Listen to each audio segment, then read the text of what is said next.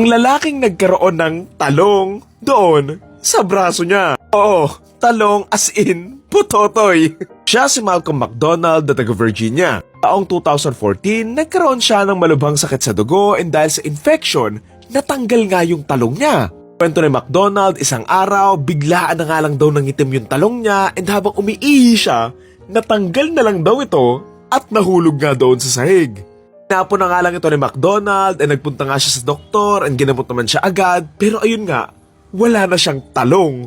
Dahil sa nangyari, nawalan nga siya ng confidence, naging lasinggero siya, not until may makilala nga siyang isang doktor na pwedeng gumawa ng bagong talong para sa kanya. Ito si Professor David Ralph na eksperto sa phallus construction. Sabihan nga siya ni Professor David na pwede nga nila siyang gawa ng bagong talong at ang maganda pa nga dito, pwede pa nga niya itong i-design.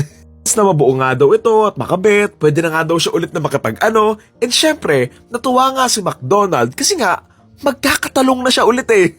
Naman in 2018, dumaan nga siya sa isang operasyon kung saan kumuha nga yung mga doktor ng balat, blood vessels, and nerves nga doon sa kaliwang braso niya at hinulma nga na parang talong. Haba nga itong 6 inches kung saan ito nga yung hiniling ni McDonald at kinabit muna ito pansamantala sa braso nga ni McDonald. Basically, ito yung bagong ginawang talong tapos nakakabit sa dito niya. So, nakaganyan. Nakakabit lang yung talong niya dito. Ito na nga siya officially nagkaroon nga ng talong doon sa braso niya na ililipat ni naman daw once na ready na nga yung talong at ikakabit nga doon sa normal na lagayan nga ng talong ng mga lalaki. Fortunately, nung ready na nga yung bagong talong ni McDonald and ikakabit na, nagkaroon nga ng problema at hindi nga natuloy yung operasyon. Kulangan daw kasi sa oxygen yung dugo nga ni McDonald kaya naman hindi nga muna ito naikabit and naiwan nga lang doon sa braso niya.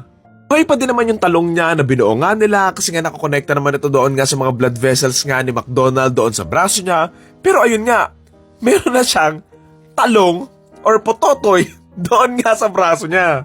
Kaya man si McDonald na buhay pa rin naman yung talong niya, hindi daw mapagkakaila na nagkaroon nga siya ng maraming problema dahil sa talong nga niya sa braso. Anong gagawin niya? Magsusuot siya ng brief sa braso? Ang malala pa dito, na-delay nga ng ilang taon yung operasyon lipat talong nga kay McDonald, kaya naman tiniis nga lang niya na yung bagong talong niya nasa braso nga lang niya. Pero normally, hindi naman natin tinatago yung mga braso natin na nakatiwangwang lang ganon, so paano nga niya itatago yung talong niya na nasa braso niya? Isipin mo, paano niya itatago yan? Kasi kahit nabalutin mo yan, nakaumbok yan eh. Sa Pilipinas siya nakatira, mahirap yan. Kasi paano siya mag-aabot ng bayad sa jeep kung yung talong niya nasa braso niya? Baka mamaya sumagi yung talong niya doon sa katabi niya, gumanon sa mukha oh. Paano pa kaya ako nasa LRT siya tapos nakaganyan siya? Eh di sasagi sa mukha niya yung talong niya tapos baka masubo pa niya eh.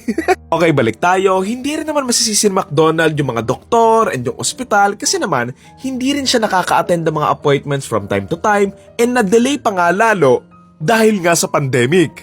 Ito pa nga ni McDonald, one time daw, meron daw siyang tinutulungan ng matandang babae na habang tinutulungan nga niya, bigla ang lumabas yung talong nga niya doon sa braso at tumama nga daw sa ulo ng matandang babae.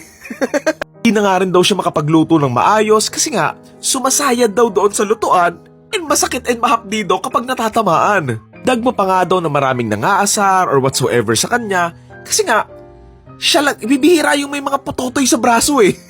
Buti na nga lang daw after 6 years ng paghihirap nitong 2024, tuluyan na nga na-operahan na finally itong si McDonald and after 9 hours na ilagay na sa tamang lagayan yung bagong talong niya. Ging mahirap man daw yung huling 6 na taon ng buhay niya, ngayong may talong na siya ulit, malaki na daw ang maitutulong nito sa bagong buhay niya.